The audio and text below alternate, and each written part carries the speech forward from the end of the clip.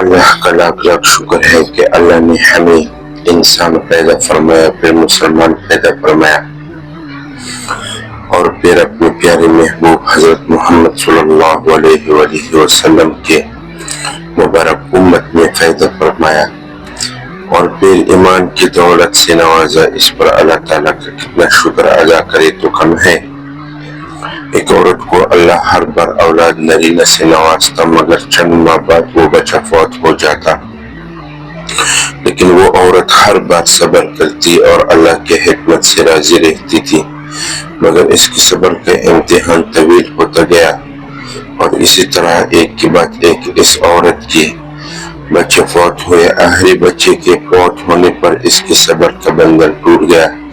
وہ آدھی رات کو زندہ لاش کی طرح اٹھی اور اپنے حق حقیقی کے سامنے سر سجدے میں رکھ کر خوب روئی اور اپنا غم بیان کرتے ہوئے کہا، اے کون و مکہ کے مالک، تیرے اس گناہگار بندے سے کیا تقصیر ہوئی کہ سال میں 9 مہینے خون جگر دے کر اس بچے کی تکلیف اٹھاتی ہوں، اور جب امید کا درخت پھل لاتا ہے تو صرف چند ماہ اس کی بہار دیکھنا نصیب ہوتا ہے۔ یہ دن میرا اول علم کے احوال کا شکار رہتا ہے کہ میرا بچہ پروان چڑھے گا بھی کہ نہیں۔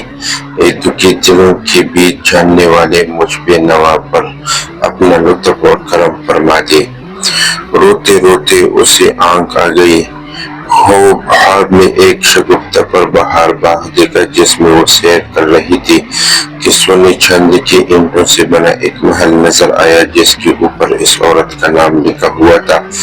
باغات اور تجلیات دیکھ کر وہ عورت خوشی سے بے ہوش ہو گئی۔ محل کے اندر جا کر دیکھا تو اس میں ہر طرح کی نعمت موجود تھی، اور اس کے تمام بچے بھی اسی محل میں موجود تھے جو اسے وہاں دیکھ کر خوشی سے جھوم اٹھتے تھے۔ پھر اس عورت نے ایک غیبی آواز سنی کہ تو نے اپنے بچوں کے مرنے پر جو صبر کیا تھا، یہ سب اس کا اجر ہے۔ خوشی کی اس لہر سے اس کی آنکھ کھل گئی۔ جب وہ خواب سے بیدار ہوئی تو اس کا سارا مالا مال جاتا رہا، اور اس نے بھیگی ہوئی آنکھوں سے عرض کیا، یا الہی، اب اگر تو اس سے بھی زیادہ میرا خون بہا دے تو میں راضی ہوں۔ اب اگر تو سینکڑوں سال بھی مجھے اس طرح رکھے تو مجھے کوئی غم نہیں۔ یہ انعامات تو میرے صبر سے کہیں زیادہ ہے۔ درس حیات: انسان کو ہر سال میں صبر کا دامن تھامے رکھنا چاہیے، کیونکہ یہی چیز انسان کو اللہ کے قریب کرتی ہے۔ میرے محترم دوستوں اور بزرگوں، اللہ تعالیٰ نے ہماری اور تمہاری کامیابی اپنے دین میں رکھی ہے۔ اب یہ دین کیا ہے؟